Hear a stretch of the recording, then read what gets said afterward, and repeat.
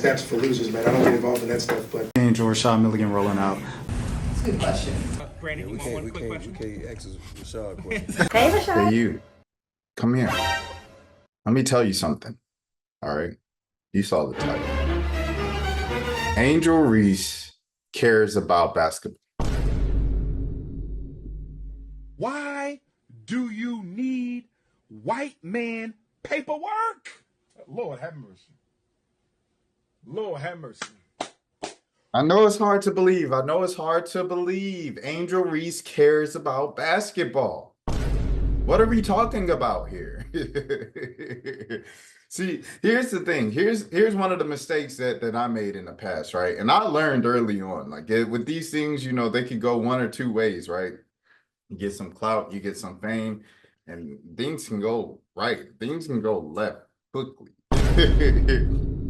Angel Reese's life changed. Okay, so Angel Reese was the #2 player coming out the country in high school. Let's run it all the way back to 2020. Angel Reese was the #2 player in high school behind Paige Bueckers. A lot of hype behind her coming into 2020. But the main person getting all the attention out of that class was Paige. Like it was like Paige and everybody else, really, seriously. So Paige comes in, she gets all the attention and stuff like that. Paige immediately takes over and runs the team. You know, she had another #1 on the team, Kristen Williams, and also Olivia Nelson-Ododa, former 5-star, top 5 prospect in the country as well. Those were upperclassmen by the time that Paige came in the picture. And Paige still took over the team and she made it her own. Avina Westbrook was also on the team, former All-American, former highly touted kind of prospect or whatever, transferring over from Tennessee. All of these players were coming in with these like lofty basketball resumes. Still, the freshman Paige Bueckers took over the team at UConn and became the best player, things of that sort.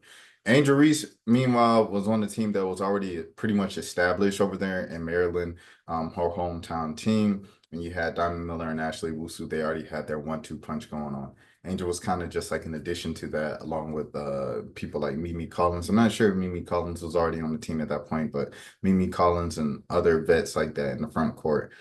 Angel became the 3rd best player. She became like the 3rd best player, the 3rd option, things of that sort as a freshman at Maryland. She transfers over to LSU. With her and Kim Mulkey, it's a perfect marriage. She dominates immediately against SEC competition, especially it's her team, is nobody else's team. Undoubtedly is Angel Reese's team. She blocks the shot with the shoe falling off. She gets the and-1 and does a little dance, going to the line. It kind of looked like she made like a Delta sign. I don't even want to touch that. I'll let y'all have that. And then, you know, she went viral for those 2 things. And people was like, oh, I like her. She plays with a little pizzazz, a little swag, things of that sort. And, you know, she was just putting up crazy numbers. She's putting up crazy numbers. And people like me were saying, yo, we need to start paying more attention to Angel Reese. She's putting up stupid numbers at LSU right now. It all leads up to the game against South Carolina. This is Angel's, what would you say? I guess sophomore season technically or whatever, but it's like really her junior season anyways. So she's at LSU. Leads up to the South Carolina game against Aaliyah Boston. Camila Cardoso is coming off the bench. So she comes in there. Aaliyah Boston's like player of the year candidate with her and Caitlin Clark. And Aaliyah and South Carolina and Camila, they kind of just dominate Angel Reese and shut her down and dominate LSU. Alexis Morris was the only one able to get something going, anything going for LSU. South Carolina wins by about 20 or whatever. They run them out the building. And it's kind of like you see the difference between all the bigs that Angel was facing beforehand versus her facing an elite big. Now, Angel's a bit undersized for a center. That's why she plays the 4 position. She's like 6'3", 6'4". Now, Angel is taller than me, so she ain't no small gal. But, you know, for WNBA kind of standards, at that 5 position, at that center position, she is a bit undersized. So I looked at, she's undersized, and the one time that she did face, or the first time that she did face in this new run at LSU, an elite big of All-American status and WNBA stature and things of that sort, Leah Boston, she struggled. And I looked at both of those things. I looked at the fact that Angel didn't have much of a jump shot. And I said, it's going to be a bit of a transitional period for Angel Reese at the next level. You add that the playing style stuff that I thought she was going to struggle with on the WNBA level with the Fame. Fast forward to the March Madness, pointing to the ring, Angel Reese becomes a household name. So does Caitlin Clark. They were both pretty popular at the time, but they both just like freaking broke sports fans and WNBA basketball fans. They broke that world and went into just like, these are famous people now. So Angels in the Put It on the Flow video from Lotto featuring Cardi B, and Cardi B says, could have also I went to LSU. You know what I'm saying? Like, Angel Reese becomes an all-out celebrity. She has her birthday party with OTE, with the OTE appearance in Atlanta for the OTE Women's Basketball Takeover weekend, and she rents out a thing in Atlanta, and she does a birthday shoot, and it goes viral, and she's, oh man, so the men are loving Angel Reese, and the women are loving Angel Reese, and the Black community's loving Angel Reese, and the LSU fans are loving Angel Reese, and a lot of women's basketball fans are loving Angel Reese. A lot of people loving Angel Reese, not just Black folk, everybody. So Angel Reese becomes an all-out celebrity. She goes on magazine covers, NIL, getting the NIL money, Breakfast Club, press tour, the whole nine. She comes back the next season as a famous person. And I think, obviously she kind of sat for a couple of weeks, everything like that, had to get stuff straightened out, everything. We didn't know what really happened. She answered it. She said something on her podcast that it wasn't grades. I forgot exactly what she said it was, but she was like, oh yeah, coach just helped me out. I think she said it was mental health from like doing that press run and being famous all summer, all off season. She didn't stop. But regardless of whatever the case was, she comes back and she still has a pretty good season. So I'm like, all right, man, she's famous. The fame, the clout, it ain't gonna get in the way of what the main thing is. And the main thing is basketball. I learned that lesson early on. She gets into the W. I still think it's going to be an adjustment for the reasons I just previously listed, because she didn't necessarily just, have a better jumper her senior season or her last season at LSU. It's kind of the same thing. It looked like, she didn't get worse, but she didn't get like too much better. It was just kind of like the same, like elite level play, All-American level play from Angel her last season at LSU. And she showed her bringing up the ball. I felt like a little more that last season. I like seeing her ability to do that. I don't know. She just had a few things that I just really like about her game. Regardless, let's go back. So now we get into the W, and Angel has like no problem doing the exact same stuff she did at LSU. And you know why? It's because of rebounding and defense. Those are two things that you can only get with effort and heart. And if Angel Reese didn't care about the game of basketball, she wouldn't have been leading the league in total rebounds. She would have been able to lead the league in rebounds per game when she got hurt. She wouldn't have been able to break the record for rebounds in the season period from any player or a rookie if she didn't get hurt at the end of the season. She wouldn't have been able to do any of those things, become an all-star, double-doubles, the double-double streak that she had going on. She wouldn't have been able to do any of that if she did not care about the game of basketball. Now, allow me to take it to the computer now. Hold on. Let me share the screen. Let me get on the blue light goggles to protect your eyes. Here we go. We're going to share the screen here. Angel Reese averaged a double-double her rookie season. 13 and 13. If you don't care about basketball, we've seen this before. Hello.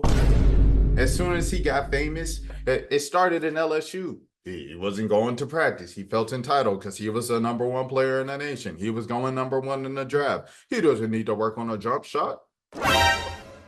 He's already the number one player in the country. He doesn't need it. And we've seen what has happened in the past 4 years. Ever since he drove to the hole in Game 7 and he passed the ball under the basket, kicked it out for a corner three when Trae Young was there. Trae Young's about 6'3", 6'2". A lot of people say that he's 6'1", 5'11". He's not. He's like 6'3". Anyways, Trae Young's like 6'2", 6'3". But Ben Simmons is like 6'11", 6'10". And he passed the ball under the basket. Ever since then, he hasn't been the same. You see the numbers here. Just doesn't play. Doesn't play that much. Plays even less.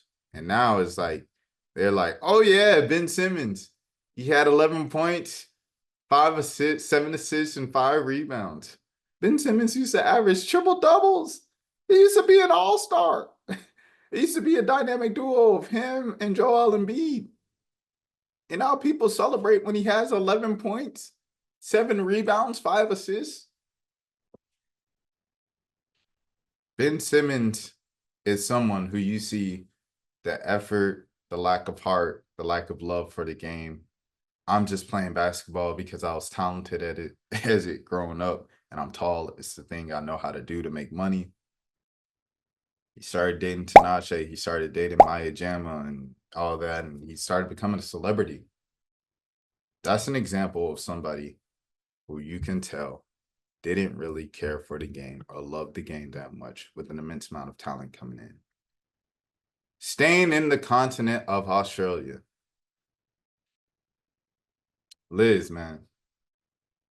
Liz is someone who I felt like for her own kind of personal feelings and things like that over the game of basketball, man. You see, she didn't play in the bubble. She was complaining about other stuff. She was already left the league one time, came back, became like the best player in the league when she came back. She scored 53 this season. That really let her mark. She was all-star every single season. Then she's getting into fights, pushing her way out of Vegas, going to LA. Is happy to be in LA, pushes her way out of LA. They drop her before the All-Star break. It is crazy, man. And then, she gets in the Olympics and elbowing the players and punching the players and wah, wah, wah, wah, wah. This is someone who got some fame, and you saw they prioritized the fame, and obviously with the fame comes more money, but they prioritized those things above the game of basketball. Someone who was leading the league in rebounds over Asia Wilson, the WNBA MVP, was probably the best defender in the league. Shout out to Nafisa Collier, shout out to Asia Wilson, but you could argue that Angel Reese was the best defender in the league this season. Someone who is the best defender in the league, all of these things.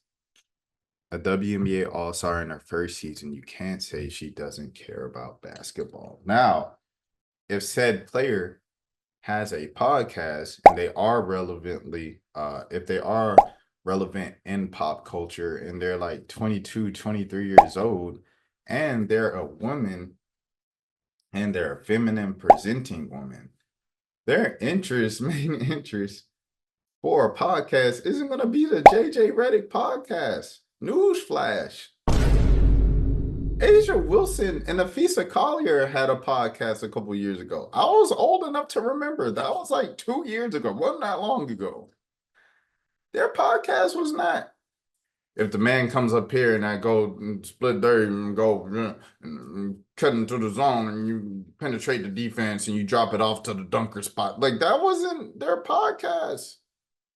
If I come off a staggered screen and I'm popping and they're rolling, then I just have to see, and my point guard has to get it to me every time. That wasn't the podcast.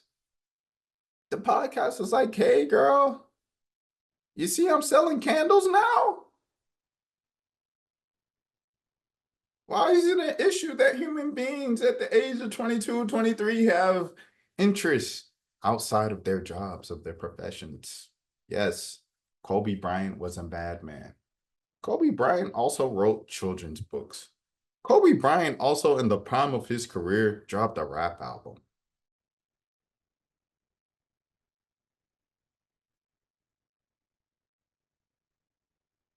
Nobody is basketball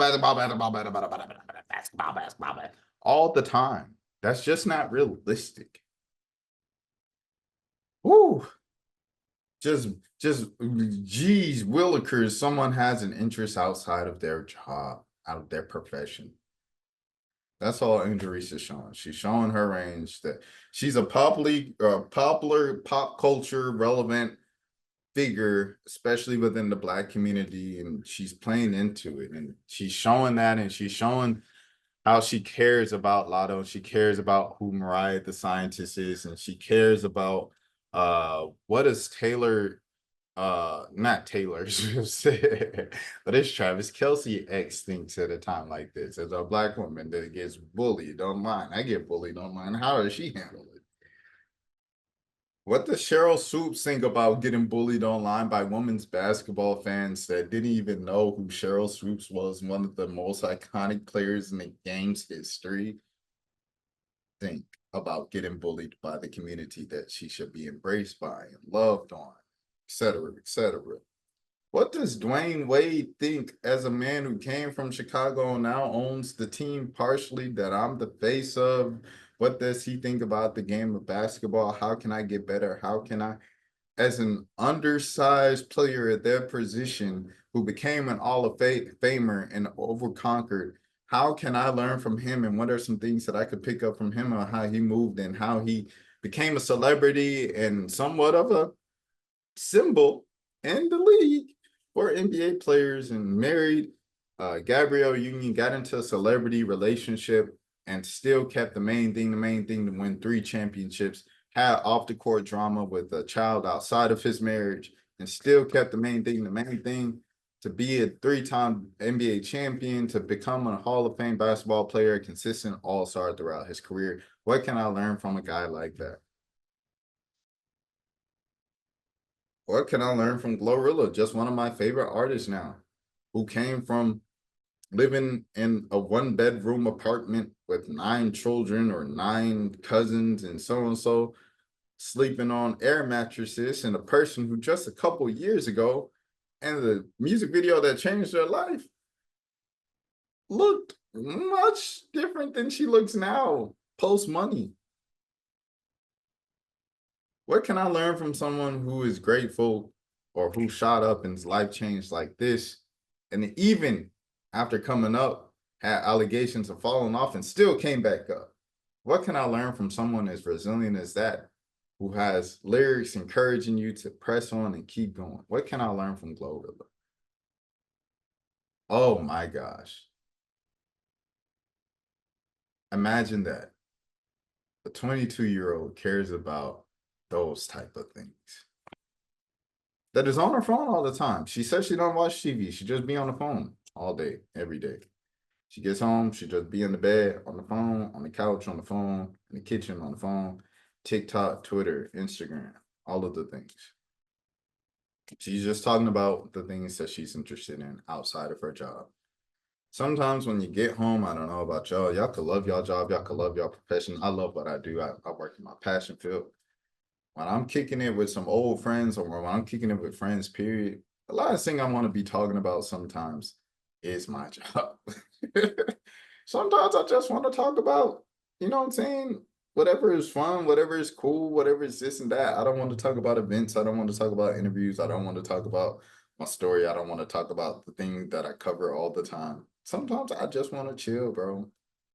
Sometimes I just want to chill, talk about other things, unwind. It helps me out. She's doing the same thing, but that's become an extra source of income, and it's lifting up her brand on the pop culture level, especially within the Black community. She ain't gonna say the right things all the time. She's 22, 23. It is what it is. Now, if you just don't like Angel Reese as a person, like her personality or something, if you think she's a bit irritating or whatever, that's your personal opinion. But you can't just throw that into like your basketball opinion for her and say she doesn't care about basketball. She cares about. I seen a Sky fan say like she wants to be a Kardashian more than she wants to be a basketball player. And that just ticked me off. And that spun off this entire video and this entire rant. Because the numbers are too good. And we've seen players with talent that don't care about basketball before. Like we've seen it. It's not something that we have to imagine or make up. Like we've seen it in real time in the past 5 years. And Angel Reese is now one of those players. If she would have fell off, if she would have like not cared, like we would have seen it her rookie season, or we would have seen it, or we would have seen it her last season at LSU. The things that she thrives in the most are based in effort and care for the game of basketball and respect of the game of basketball. So, you know, it is what it is, man. My name is Rashad Milligan. Just roll with 5K subs. Until the next time, y'all, please take care of yourselves. Hey, yo. That's for losers, man. I don't get involved in that stuff, but. Angel Rashad Milligan rolling out. That's a good question. We can't ask Rashad a question. Hey, Rashad.